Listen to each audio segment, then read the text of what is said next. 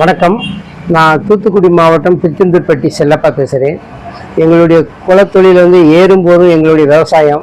நாங்கள் நாட்டுக்கு உணவு கொடுக்க தேவேந்திர பிள்ளைகள். நாங்கள் பட்டியலினத்தார் கிடையாது, பட்டியலினத்தார் ஆக்கப்பட்டது.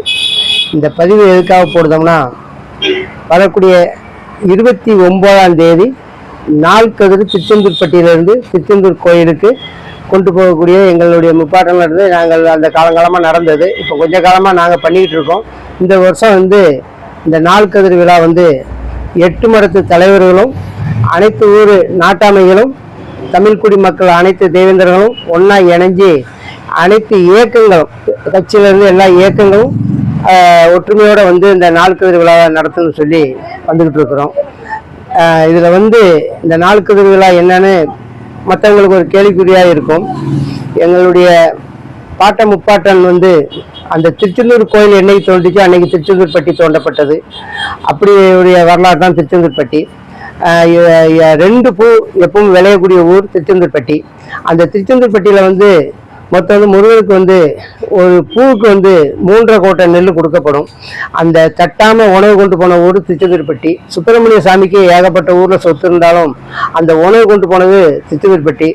அறுக்கும் போது முதல் நாள்கதிர் அறுத்து அப்போ நடப்பயணமாக கொண்டு போகும்போது தாமிரபரணி அருகில் இருக்க தேவேந்திர மக்கள் வேக்காட்டில் நின்று வேலை பார்த்துட்டு இருந்தாலும் முருகனுக்கு உணவு கொண்டு போகக்கூடிய ஊர் திருச்செந்தூர்பட்டின்ட்டு அந்த கதிரை தொட்டு வணங்கி அவங்ககிட்ட திருநாள் வாங்கிட்டு போயிருக்கிறாங்க இங்கேருந்து. அப்போ நடப்பயணம் தான். அப்படி உள்ள காலத்திலே அவ்வளோ ஒற்றுமையோடு இருந்து எல்லா மக்களும் தமிழ் குடி மக்களாக இருந்து செயல்பட்டது. இதில் என்னென்னா இப்போ சிறப்பு என்ன நாள்கதிர் என்ன விஷயமாம்பாங்க.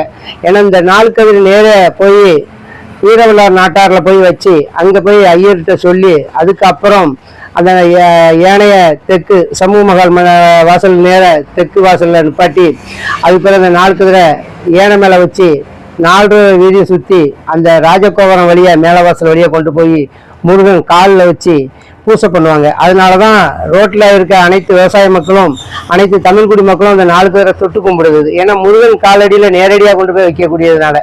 அப்படிப்பட்ட வரலாறுல இந்த வருஷம் நாங்கள் சிறப்பாக எல்லா தலைவர்களும் எல்லா சங்கம் மடத்து தலைவர்களும் அந்த வீரநாட்டார் சங்கமும் எல்லாம் இணைஞ்சி அனைத்து நாட்டாமைகளும் சேர்ந்து இந்த நாள்கதிர் விழாவை 29ஆம் தேதி வச்சிருக்கிறோம்.